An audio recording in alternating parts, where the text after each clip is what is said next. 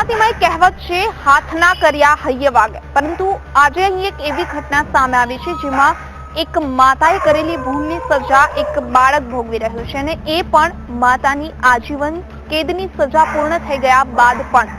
તો એક બાળક કયા ગુનાની સજા ભોગવી રહ્યું છે તે એક સવાલ અહીં પેદા થાય છે. આપને બતાવીએ શું છે આ સમગ્ર ઘટના.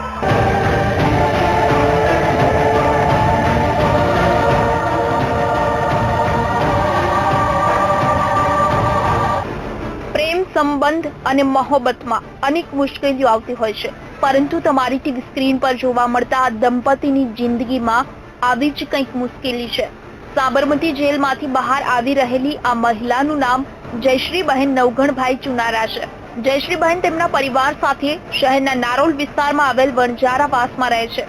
આજીવન સજા 14 વર્ષની ગણવામાં આવે છે, પરંતુ 17 વર્ષ વીતવા છતાં તેમને મુક્ત કરવામાં નથી આવ્યા. દેશમાં અનેક સરકાર આવી અને ગઈ છે. આ મહિલાની સમસ્યા તેની ત્યાં જ છે. શું છે મહિલાની સમસ્યા? શા માટે મહિલાને સજા થઈ? જયશ્રીબહેનને વર્ષ 1999માં પાડોશીની હત્યા કરવા બદલ 2001માં આજીવન સજા થઈ હતી, પરંતુ હવે સમસ્યા કંઈક બીજી છે. ચાલો સાંભળીએ તેમના પતિ પાસેથી પૂરી કહાની. ઓકે સાહેબ, મારી પત્ની અને મારી સાસુ બંને છેલ્લા 17 વર્ષથી જેલમાં છે. હજુ સુધી એનો કોઈ નિર્ણય થતો નહીં. આ સજા ભોગવી રહેશે, સજા પૂરી થવાય છે, તો એનો કોઈ જવાબ હજુ સુધી એમને મળતો નથી. સાંભળ્યું તમે? આ દંપતીની જિંદગીમાં આવી સમસ્યા છે. હાલ તે સહન કરી રહ્યા છે, પરંતુ તમને પ્રશ્ન થતો હશે કે તો મનુભાઈ સાથે મહિલાની કેવી રીતે ઓળખ થઈ? બે કેદીઓની પ્રેમ કહાની. જયશ્રીબહેનને જેલવાસ દરમિયાન તેમનો પરિચય મનુભાઈ ઠાકોર, કે જે આણંદના વતની છે, તેમની સાથે થયો.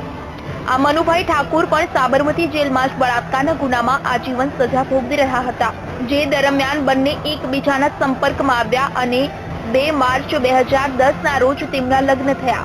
જો કે 7 ઓગસ્ટ 2015 ના રોજ તેમના પુત્ર દર્શનનો જન્મ થયો, પરંતુ દર્શન કે જે માત્ર 1 વર્ષનું છે, પણ આ બાળકે પોતાનું બાળપણ ઘરના ફળિયામાં નહીં પરંતુ જેલની દિવાલો વચ્ચે વિતાવ્યું.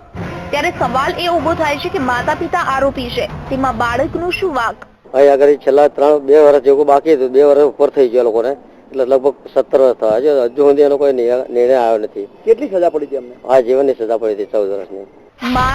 મારો શું વાંક? જયશ્રીબહેન અને તેમના પતિ મનુભાઈ બંનેને આજીવન કેદની સજા થઈ હતી, પરંતુ મનુભાઈને સરકાર દ્વારા 10 વર્ષમાં જ જેલમાંથી મુક્ત કરવામાં આવ્યા, જ્યારે તેમના પત્ની કલમોની આંટી ઘૂંટીને લીધે કેટલાક વર્ષની સજા ભોગવી રહી છે.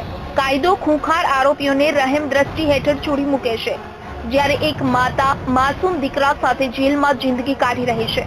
હવે આ અસમંજસમાં દર્શન પણ જેલવાસ ભોગી રહ્યો છે. ત્યારે આ પરિવાર કેવી રીતે જેલની દિવાલોમાંથી બહાર આવશે અને કેવી રીતે તેમની સમસ્યાનો ઉકેલ મળશે તે જોવું રહ્યું. ક્રિમિનલ માટે મૌલિક ધામેચા, VTV ન્યૂઝ, અમદાવાદ. ક્રાઇમની વધુ કેટલીક સનસનીખેજ વારદાત આપને બતાવીશું, પરંતુ ક્રિમિનલમાં હાલ સમય થયો છે એક બ્રેક લેવાનો.